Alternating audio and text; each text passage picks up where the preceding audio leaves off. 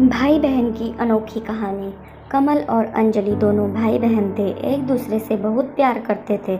उनके पास बहुत ज़्यादा संपत्ति थी, किसी भी चीज़ की कोई कमी नहीं थी। माँ पापा कमल और अंजलि की सारी इच्छा पूरी करते थे। कमल घोड़े पर बैठना सीख रहा था। उसके पास एक शानदार घोड़ा था। थोड़े दिन बाद अंजलि की शादी हो गई। जहांगीरदार के घर में उसने शादी की। मायके वालों से ज़्यादा अंजलि के ससुराल वाले अमीर थे। कमल भी अब बड़ा हो गया था। उसकी शादी बाकी थी, परंतु अचानक उसके पिता की मौत हो गई और कुछ दिन बाद माँ की भी मृत्यु हो गई। कमल अकेला रह गया था। अंजलि भी 4 दिन के लिए मायके गई और वापस अपने ससुराल चली गई।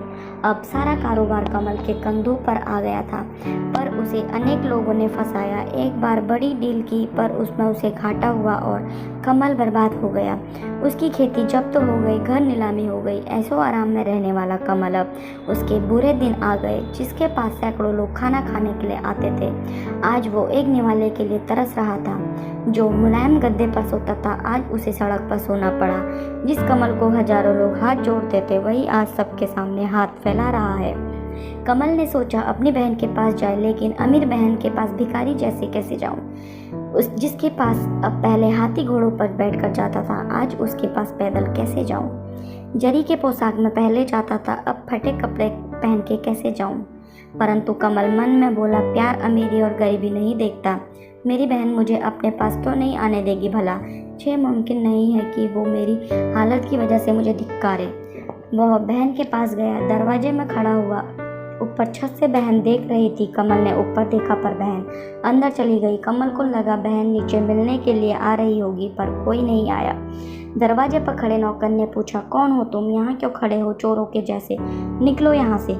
कमल बोला, मेरे बहन का घर है ये, उसे अंदर जाकर बताओ जाओ। नौकर हंस करके घर में जाकर वापस आया। वह कमल को बोला, चलो वहाँ तबेले में आपको खाना ला कर देता हूँ, वह खा लो और जाओ यहाँ से। कमल ने पूछा, बहन ने क्या कहा? नौकर बोला, मेम साहब बोली होगा कोई भिखारी, बैठा दो तबेले में, दे दो उसे बासी खाना। कमल तबेले में गया और उसकी आंखों से आंसू आने लगे। उसे नौकर ने सूखी रोटी दे दी। कमल ने वहाँ पर एक गड्ढा खोदा और वहीं पर रोटी दबा दी। पानी पिए बिना वो वहाँ से चला जाता है। उस दिन से बाद वह कुछ सोचकर कमल दूर देश चला जाता है। वहाँ के राजा वह नौकर बना।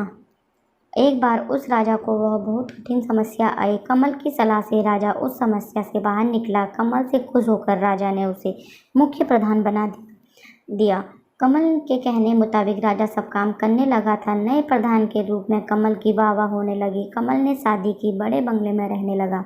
अब अपनी बहन को जाकर के मिले, ऐसा उसे लगा। तभी वह अपनी पत्नी के साथ बहन के घर निकला। साथ में हाथी भी थे, घोड़े थे। जोरों शोरों के साथ वहां गया। अपने आगे अपने जासूस बहन को इसके आने का संदेश बताने के लिए भेजे। जासूस ने जब बहन को सूचना दी, बहन एकदम से उठी। वह अपने पति के साथ दरवाजे में खड़ी रही। अपने भाई के स्वागत के लिए ढोल नगाड़े बज रहे थे। बड़े ठाठ से भाई बहन के घर आया। दूसरे दिन बड़ी मेजबानी थी। गांव के बड़े बड़े लोग न्योता पर आए।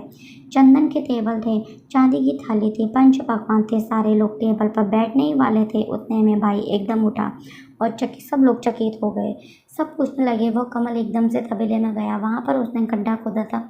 जो रोटी उसमें डाली थी, वह रोटी निकाली। अंजलि कमल को बोली, भैया ये क्या पागल जैसी हरकतें कर रहे हो?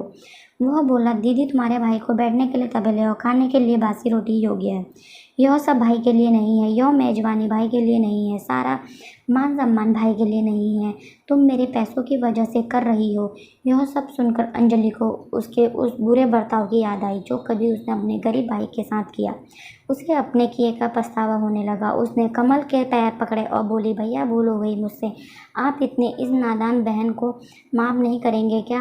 वापस नहीं करूँगी, अपने प्यार को नहीं भूलूंगी। भैया क्षमा करो मुझे और घर में ले मैं चलो भाई।